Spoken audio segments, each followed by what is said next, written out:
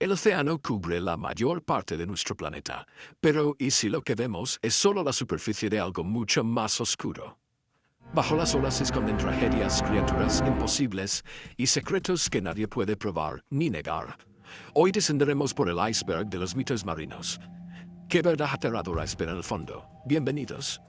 Suscríbete y deja tu like, porque lo que viene no debería ser olvidado. Imaginen la escena. Una calma casi antinatural en medio del Atlántico. Es diciembre de 1872. Un bergantín, el Mary Celeste, navega a la deriva. Sí, sus velas están medio desplegadas, se mece con las olas como un fantasma.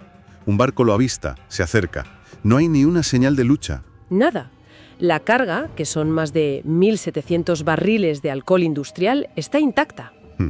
Y en la cocina, la comida está medio preparada, las pertenencias de la tripulación en sus sitios, pero el único bote salvavidas ha desaparecido.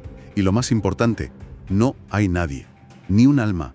10 personas, incluyendo el capitán, su esposa, su hija de 2 años, se han desvanecido. Solo queda el crujido de la madera y el profundo silencio del océano. Este es el punto de partida de nuestra inversión de hoy. Y es el punto de partida perfecto, la verdad, porque esa imagen, la del Mary Celeste, condensa todo el misterio del que vamos a hablar. No son solo cuentos de marineros. No, para nada. Son ecos de un miedo muy profundo, muy humano. El miedo a lo desconocido que, habita en más del 70% de nuestro planeta. Hoy vamos a analizar precisamente eso. Sí. Cómo estas leyendas, desde barcos desaparecidos a civilizaciones perdidas, revelan nuestra fascinación y nuestro terror por las profundidades. Al final, estas historias son un reflejo de nosotros mismos, frente a algo inmenso, poderoso y, sobre todo, incontrolable. El caso del Mary Celeste es que es el enigma perfecto. Lo que siempre me ha fascinado es que no faltaba nada de valor. Nada. Si hubieran sido piratas, se habrían llevado el alcohol, valía una fortuna. Si hubiese sido un motín, pues habría habido signos de violencia. Pero no había nada. Exacto. Y eso es lo que lo convierte en un puzzle más psicológico que naval. La ausencia de un motivo lógico, como el robo o la violencia, es lo que abre la puerta a lo inexplicable. Al vacío. A eso es. El vacío de información se convierte en un lienzo en blanco para la imaginación. Un lienzo donde proyectamos nuestros peores miedos del mar, ¿no? La soledad, el aislamiento, la idea de que puedes desaparecer sin más, en un instante. Por supuesto. Me imagino a los marineros de la época escuchando esta historia y pensando, ¿podríamos ser los siguientes? Claro. Porque el verdadero terror del Mary Celeste no es lo que pasó, sino que no sabemos lo que pasó. Ese vacío es lo que alimenta la leyenda y la mantiene viva. Esa idea de la impotencia es un tema recurrente. En el Mary Celeste es la desaparición, pero hay otra leyenda que lo lleva al extremo, que no es la desaparición, sino la condena eterna. Hablo, claro, del holandés errante. Ah, claro. Ya no es el miedo a desaparecer, sino el miedo a no poder desaparecer nunca. Es una historia con una potencia simbólica increíble. La versión más conocida habla de un capitán del siglo XVII, un hombre tan soberbio, tan lleno de arrogancia, que juró doblar el Cabo de Buena Esperanza durante una tormenta apocalíptica. Aunque le costara navegar hasta el día del juicio final. Justo. Y según la leyenda, pues alguien le tomó la palabra. Ya fuera Dios o el diablo, el resultado fue una maldición. Una condena. La misma en todas las versiones. Navegar eternamente, sin poder tocar puerto, con una tripulación de espectros. Su barco es un presagio de muerte para quien lo aviste. Es la moraleja definitiva contra la soberbia. Totalmente. La historia de que si te enfrentas a la naturaleza con arrogancia, las consecuencias son eternas. Y esa soberbia nos lleva de la leyenda a una tragedia muy real. Una que se convirtió en mito casi al instante. El RMS Titanic. El prácticamente insumergible. La joya de la ingeniería. Una confianza absoluta que se hundió en las aguas heladas del Atlántico Norte en su viaje inaugural. En 1912. El hundimiento del Titanic fue un trauma a escala global. No fue solo un naufragio, fue el hundimiento de un símbolo. La creencia en que la tecnología nos había hecho dueños del destino. Y la pérdida fue inmensa. Más de 1.500 vidas. Las historias que surgieron de ahí dejaron una herida tan profunda en la conciencia colectiva que, trascendió la historia para convertirse en folclore. Y como en toda gran tragedia, surgieron las historias de fantasmas. relatos de avistamientos en el lugar del naufragio. Inmensa, la mente humana necesita darle un eco sobrenatural. Se dice que las almas de los que perecieron repiten eternamente esos momentos de terror. Es una forma de procesar un dolor que de otro modo es incomprensible. El océano no solo se tragó el barco, se quedó con sus fantasmas. Si los barcos fantasmas representan el miedo a un destino incierto, las criaturas marinas encarnan un terror mucho más primario, el terror a lo que se oculta bajo la superficie. A lo que nos puede arrastrar hacia abajo. Y ahí, ninguna es tan colosal en nuestra imaginación como el Kraken. El Kraken es la materialización del miedo al abismo.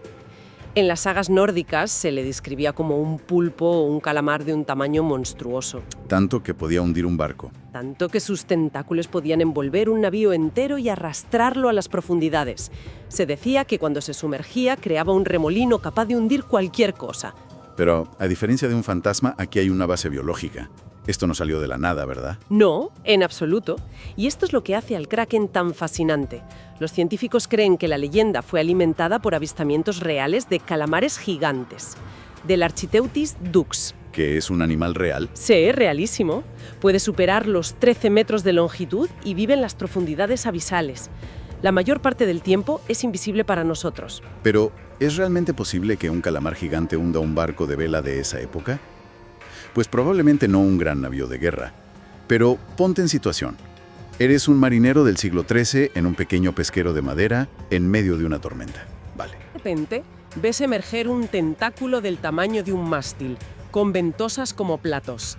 La criatura aparece un instante y se vuelve a sumergir. Para mí, en ese momento de pánico, eso no es un animal, es el Kraken. Exacto. La experiencia es tan aterradora que confirma el mito. La realidad y la leyenda se fusionan. Del terror a la fuerza bruta, pasamos a un peligro mucho más sutil, seductor. Las sirenas. Todos tenemos la imagen de una hermosa mujer con cola de pez, cuyo canto hipnótico atraía a los marineros a la muerte. Pues ahí está una de las grandes sorpresas de este tema. Esa imagen es, en realidad, relativamente moderna. Un momento. ¿Me estás diciendo que las sirenas originales no eran sirenas, como las conocemos? No, no tenían cola de pez. ¿Y qué eran entonces? Si le hubieras preguntado a un griego de la época de Homero en la Odisea, te habría descrito algo totalmente distinto. Eran seres alados, con cuerpo de ave y rostro de mujer. Mitad pájaro, mitad mujer. Sí, habitaban en acantilados rocosos y su peligro no era su belleza acuática, sino su canto. Prometían un conocimiento absoluto tan irresistible que hacía que los marineros estrellasen sus barcos contra las rocas para alcanzarlo. El famoso episodio de Ulises atándose al mástil. Es contra estas criaturas, para poder oír su canto y sobrevivir. Entonces, ¿de dónde sale la cola de pez? Eso lo cambia todo. La transformación ocurrió mucho después, en la Edad Media. Probablemente fueron los artistas y los bestiarios cristianos los que, al reinterpretar los mitos paganos, fusionaron a la sirena con otras deidades marinas y le dieron la icónica cola de pez. Para simbolizar la tentación de una forma más visual. Exacto. Cambiaron un peligro intelectual por uno carnal. Pero la esencia, la de una belleza letal que te atrae a la muerte, permaneció intacta. De los monstruos que imaginamos, pasamos a lugares reales. Puntos en el mapa que parecen desafiar la lógica. Y no hay ninguno más famoso que el Triángulo de las Bermudas. El gran misterio geográfico del siglo XX. La leyenda explotó después de la Segunda Guerra Mundial, sobre todo con la desaparición del vuelo 19 en 1945. 5 bombarderos de la Marina estadounidense que se desvanecieron. Y el avión de rescate que fue a buscarlos también desapareció. 0 restos, 0 supervivientes. Y a partir de ahí, la lista creció. Se ha hablado de todo: anomalías magnéticas, bolsas de gas metano que emergen del fondo, portales dimensionales. El Triángulo de las Bermudas es un ejemplo perfecto de cómo buscamos explicaciones extraordinarias para una acumulación de tragedias. Es verdad que muchas historias se han exagerado. Pero la región es peligrosa de por sí. Claro, las condiciones meteorológicas son extremas y muy cambiantes. La corriente del Golfo es potentísima y el fondo marino tiene fosas profundísimas. Una nave que se hunde ahí puede desaparecer muy rápido y sin dejar rastro. Entonces, es más un cúmulo de mala suerte y condiciones peligrosas que un misterio paranormal. En gran medida sí. Es un lugar donde el margen de error es mínimo. Pero la idea de un vórtice es mucho más atractiva para nuestra imaginación que una simple explicación meteorológica. De un misterio en la superficie descendemos al punto más profundo de la Tierra, la fosa de las Marianas. Las dimensiones son casi imposibles de concebir, más de 11.000 metros de profundidad.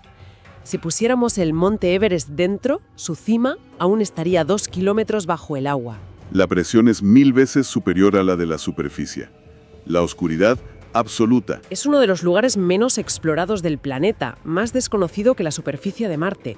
Y claro, un lugar así es el caldo de cultivo perfecto para especular sobre qué puede vivir ahí abajo. Especies desconocidas, descendientes de criaturas prehistóricas. Exacto. Pero lo más inquietante no es solo lo que podríamos ver, sino lo que hemos oído.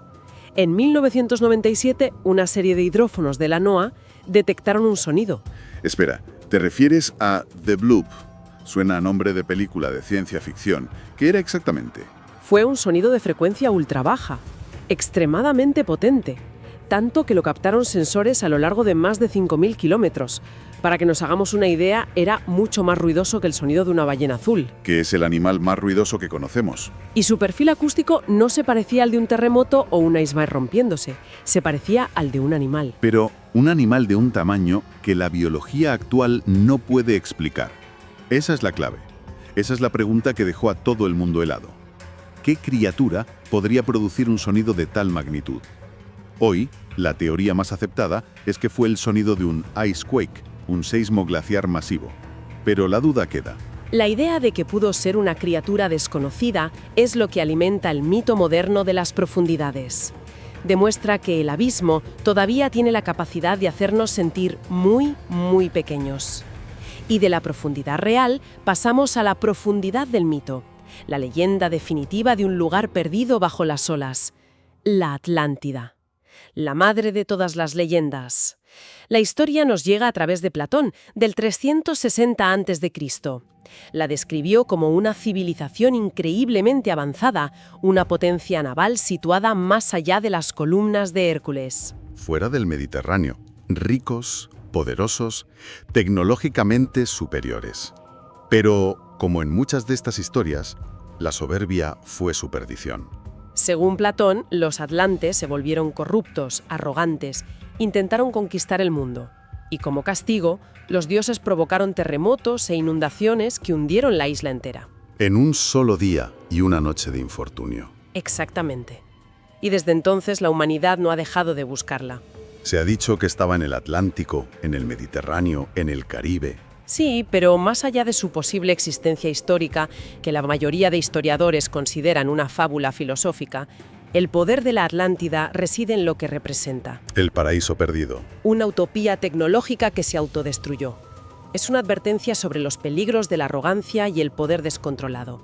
En ese sentido, la Atlántida es un mito que nunca ha dejado de ser relevante. Desde barcos fantasma a monstruos colosales y continentes hundidos, estas leyendas son mucho más que simples historias de miedo.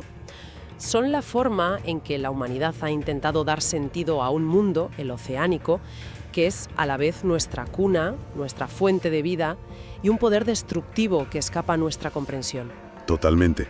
El océano sigue siendo la última gran frontera en nuestro propio planeta. Y mientras sus profundidades permanezcan en su mayor parte inexploradas, estas historias seguirán navegando en nuestra imaginación, porque nos recuerdan que los mayores misterios no están en los mapas antiguos, sino en las zonas oscuras que aún nos quedan por descubrir aquí. Platón dijo que la Atlántida se hundió por la arrogancia de sus habitantes.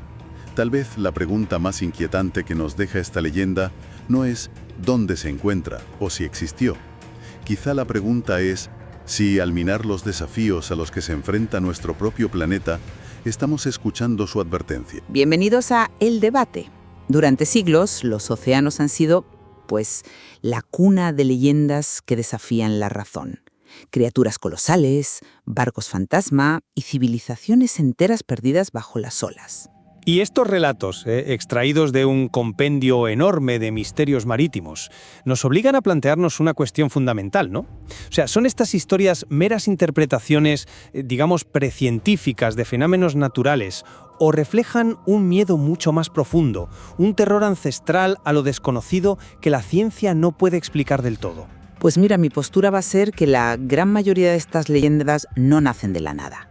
Tienen un anclaje en eventos o seres reales, que luego, el tiempo y la imaginación han ido distorsionando. Y yo, en cambio, voy a argumentar que su verdadero poder y su increíble persistencia no están en un posible origen fáctico, sino en su valor simbólico, en cómo dan forma a nuestro terror ancestral hacia el abismo. A ver, mi tesis es que las leyendas marítimas son, en esencia, una forma de protociencia. Son el resultado de la observación directa de fenómenos y criaturas que las sociedades antiguas no podían clasificar, pero que eran absolutamente reales.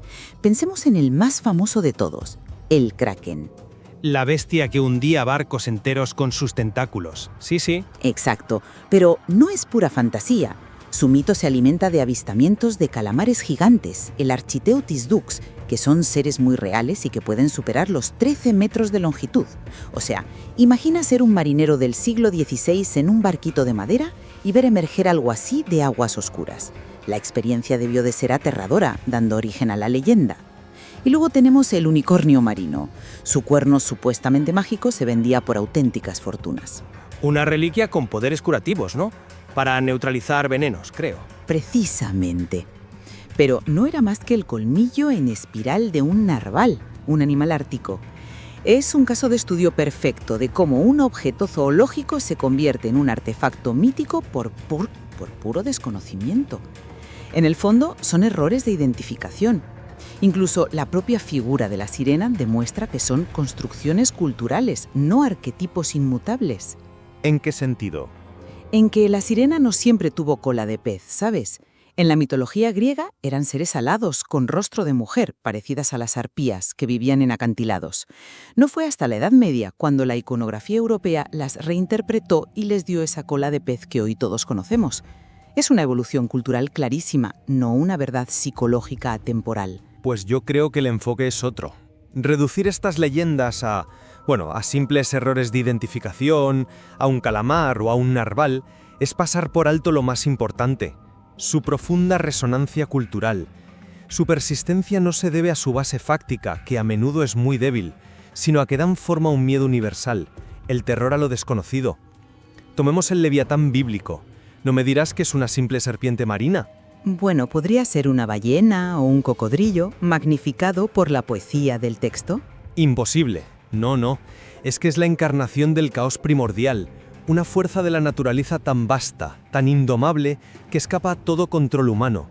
La descripción en el libro de Job exhala fuego, sus escamas son impenetrables, no busca catalogar una especie, busca evocar pavor y asombro. Es un símbolo, no un animal.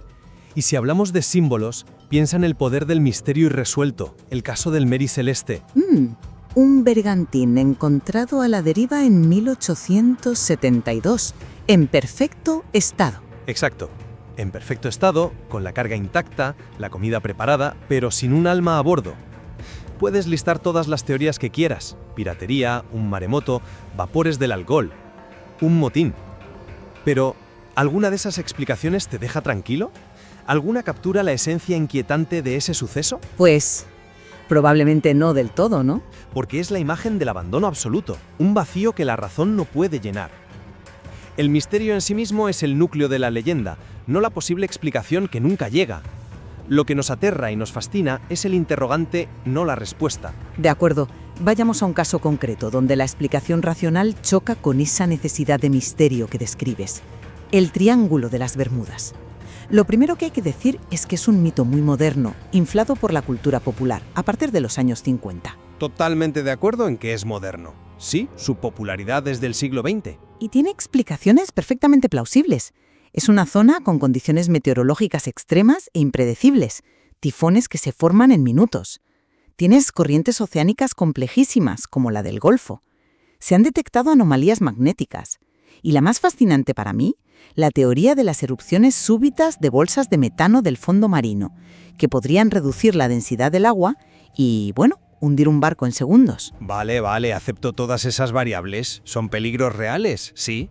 Pero eso no responde a la pregunta fundamental. ¿Por qué ahí? ¿Por qué ese lugar y no otro igualmente peligroso, como el Mar del Norte, por ejemplo? La física es la misma en todo el planeta. Lo que cambia es la necesidad de que exista la historia. Bueno, a ver, también es una de las rutas de navegación más transitadas del mundo. A mayor tráfico, pues mayor probabilidad estadística de accidentes. El caso del vuelo 19, los bombarderos que desaparecieron, fue una tragedia, pero se puede atribuir a una combinación de error humano, mal tiempo y la tecnología de la época. No hace falta invocar nada paranormal. Ya, pero ahí es donde yo veo la clave de mi argumento. No niego los hechos, pero la pregunta es por qué esta región se ha convertido en un icono cultural global del misterio. Funciona como un arquetipo moderno, ¿sabes? Un agujero negro en nuestros mapas, la zona donde las leyes de la física se suspenden. La gente se siente atraída por teorías sobre portales dimensionales porque satisfacen una necesidad de creer que el universo es más extraño de lo que la ciencia admite. La leyenda del triángulo existe porque necesitamos que exista. Un agujero en el mapa. Me gusta esa idea, pero me lleva a pensar en un mito que intentaba hacer justo lo contrario. Cartografiar una civilización entera con un detalle asombroso. Hablemos de la Atlántida. No era un vacío, sino un lugar descrito con una precisión increíble. Descrito por un filósofo, no por un geógrafo. Un filósofo, Platón, sí, pero en sus diálogos la describe con un nivel de detalle que es sorprendente para ser una mera fábula. La sitúa más allá de las columnas de Hércules. Describe su capital con anillos de tierra y agua, su organización, su tecnología. El hecho de que arqueólogos e investigadores serios sigan buscando su ubicación física, sea en Santorini, en Creta, en las Azores, sugiere que podría haber un núcleo histórico real. ¿Y cuál sería ese núcleo, según tú? Pues la teoría más sólida apunta a un recuerdo deformado de la civilización minoica. Su poder naval dominaba el Mediterráneo hasta que colapsó de forma abrupta tras la erupción del volcán de Tera, en la actual Santorini. O sea, un tsunami devastador, una civilización avanzada barrida del mapa, la historia de un desastre natural que hunde una sociedad entera. ¿Encaja? Sí, encaja si lo lees como un reportaje, claro. Pero mi pregunta es, ¿estamos obligados a leer a Platón como si fuera un cronista? Él mismo la presenta como una historia para ilustrar un punto filosófico sobre la ibris, sobre la arrogancia. Es una fábula con moraleja. Describe una sociedad perfecta que, corrompida por el poder, es castigada por los dioses. Es una advertencia para la Atenas de su tiempo. Pero la búsqueda física continúa. Eso indica que muchos creen en su materialidad. Ahí es donde discrepo. Creo que la búsqueda incesante de la Atlántida hoy no es tanto una expedición arqueológica como un anhelo muy moderno por una utopía perdida, ¿sabes? Un paraíso tecnológico y espiritual. El mito satisface el deseo de creer que existió un pasado más glorioso al que podríamos de alguna forma regresar. Buscamos un ideal, no unas ruinas.